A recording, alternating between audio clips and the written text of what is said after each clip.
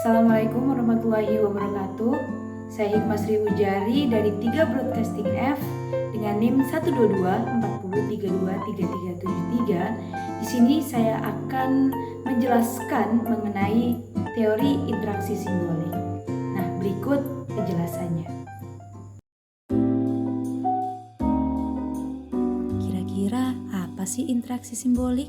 Dari definisi yang kita lihat, teori interaksi simbolik sendiri memiliki asumsi bahwa manusia membentuk makna melalui proses komunikasi.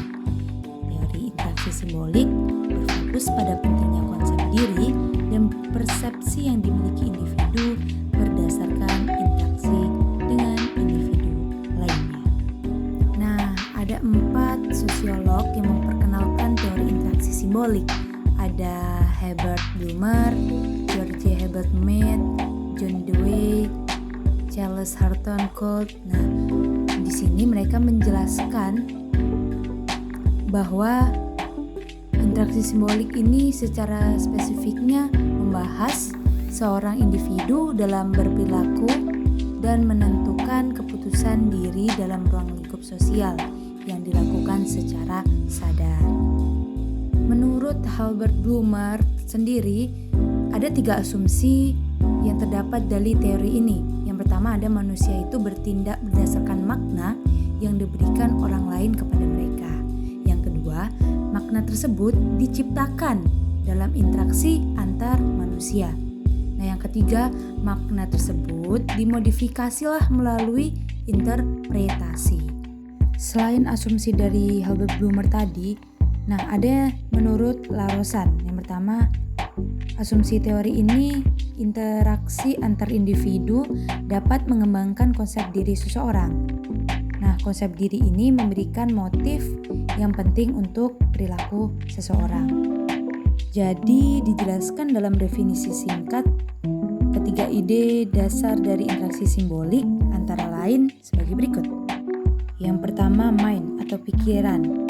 Nah, kemampuan ini menggunakan simbol yang mempunyai makna sosial yang sama, di mana setiap individu ini harus mengembangkan pikiran mereka melalui interaksi dengan individu lainnya. Yang kedua ada self atau diri. Nah, diri ini adalah kemampuan untuk merefleksikan diri sendiri tiap individu dari penilaian sudut pandang atau pendapat orang lain. Dalam teori interaksi sionisme, simbolis adalah salah satu cabang dari teori sosiologi yang mengemukakan tentang diri sendiri, the self, dan dunia luarnya. Yang terakhir ada masyarakat atau society. Nah, masyarakat ini adalah jejaring hubungan sosial yang diciptakan, dibangun, dan dikonstruksikan oleh tiap individu di tengah masyarakat. Dan tiap individu tersebut terlibat dalam perilaku yang memiliki mereka pilihan secara aktif dan sukarela, yang pada akhirnya mengantarkan manusia dalam proses pengambilan peran di tengah masyarakat. Nah, dari penjelasan tadi tentunya ada contoh nih dari interaksi simbolik. Contohnya itu sebagai berikut.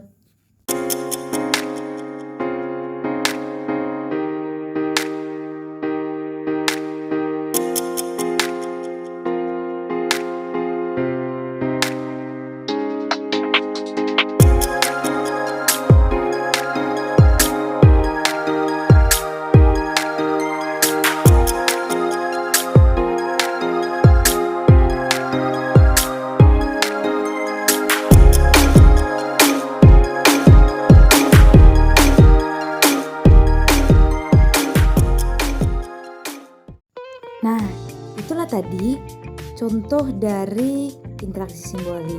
Saya Hikmah Sri Ujari. Wassalamualaikum warahmatullahi wabarakatuh.